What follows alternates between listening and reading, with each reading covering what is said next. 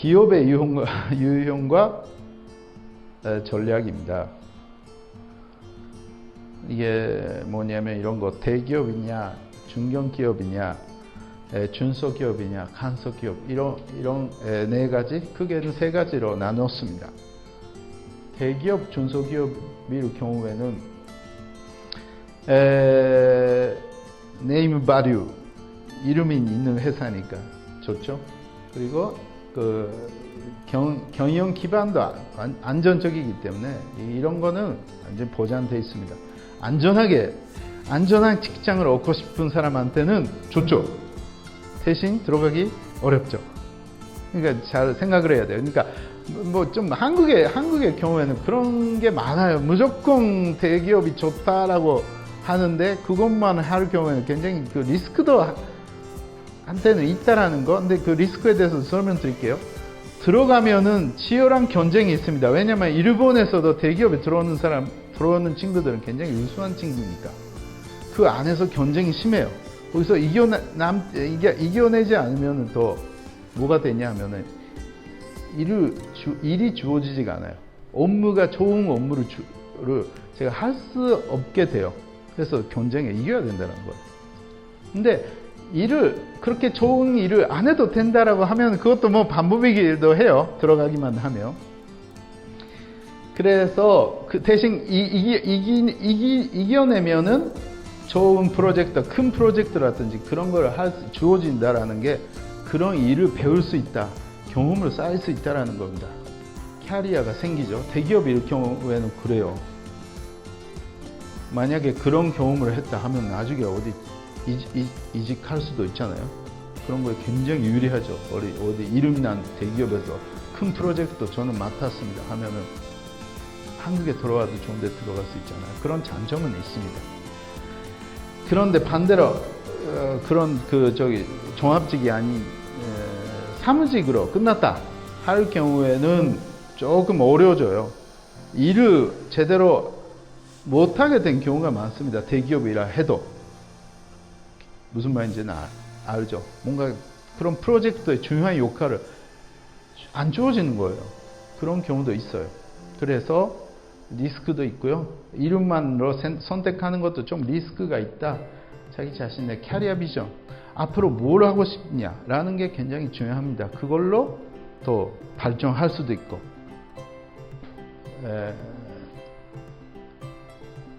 그런 부분들이 있습니다. 그 다음에 중소기업입니다. 중소기업도 많이 공고가 들어옵니다만은 지금 일본은 아시다시피 구인난이기 때문에 입사하기가 비교적 쉬울 겁니다. 그리고 조금 대기업에 비교하면 중견기업과 비교하게 되면은 안전성은 떨어지지만 그래도 한국에 있는 중소기업보다도 대부분 비교적으로 상대적으로 경쟁 기반이 안전적이기 때문에 그렇게 나쁘진 않아요. 일본 중소기업. 그리고 중소기업하고 대기업의 월급 차이는 그렇게 크지는 않습니다. 일본은. 그거 알고 계시죠? 한국은 많이 차이 나죠. 삼성 들어가는 거하고 자기 들어본 적이 없는 중소기업에 들어가는 거하고 월급 차이 많이 나잖아요. 근데 일본은 그렇게 거의 차이 안 나요. 나쁘지는 않습니다. 그리고 일도 그렇게 경쟁이 심한 것도 아니니까 잘 거기 있으면 일도 주어지고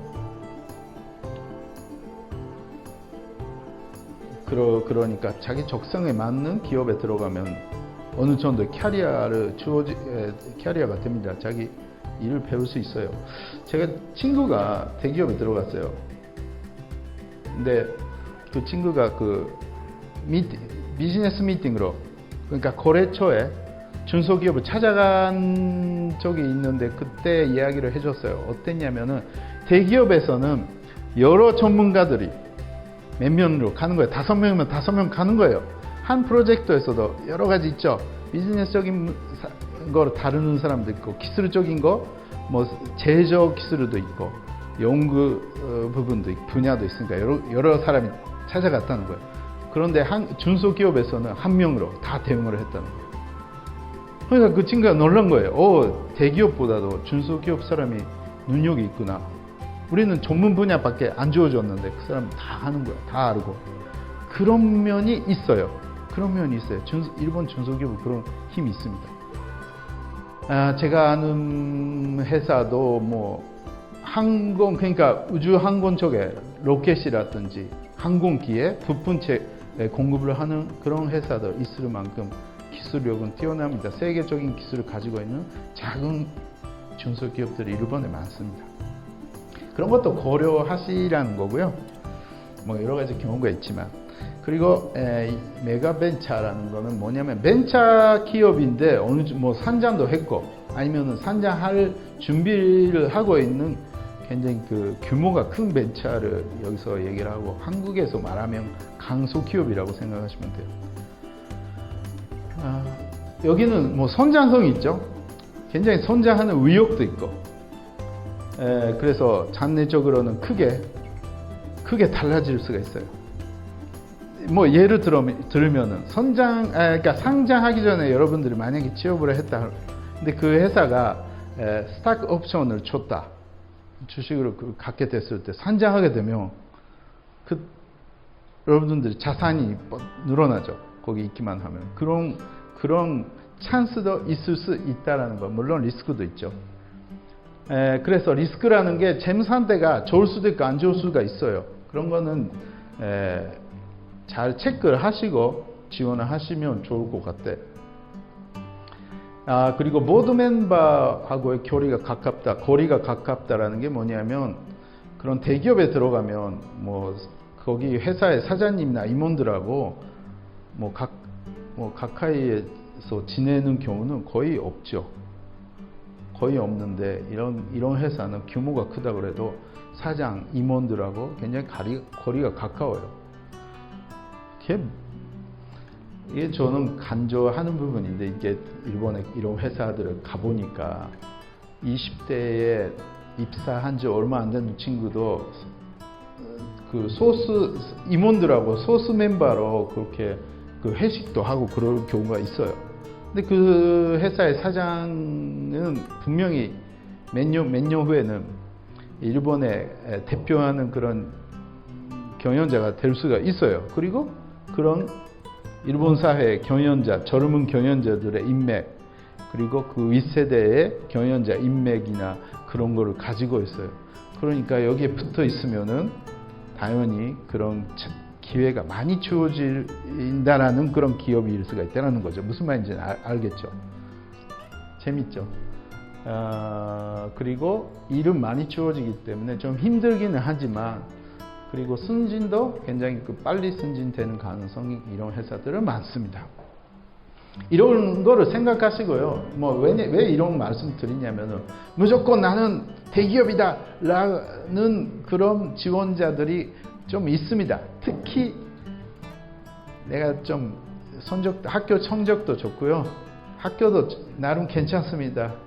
그런 친구들은 그런 생각을 하는데 일본서도 마찬가지예요. 그럴 경우에는. 그런데 의외로 취업은 쉽지가 않습니다. 쉽지가 않아요. 그래서 이런 것 많이 깊이 생각했으면 좋겠어요. 나는 무조건 능력이 있고 난 몸값은 얼마인데 내가 제일 좋은 데 들어가야지. 이 생각만으로는 그게 인사 담당자도 바보가 아니기 때문에 그런 거 보면은 아까도 말씀드렸던 궁합이라는 게 있죠. 이 친구는 과연 얼마나 우리 회사에 있을 건가? 다른 그런 회사에 맞지 않는 가치관이라면은 지금 뽑아도 우리도 행복하지 않고 그 친구도 행복하지 않을 것이다 해서 그 합격이 안 될 경우가 굉장히 있다라는 거 아시면 좋겠고요. 그 다음에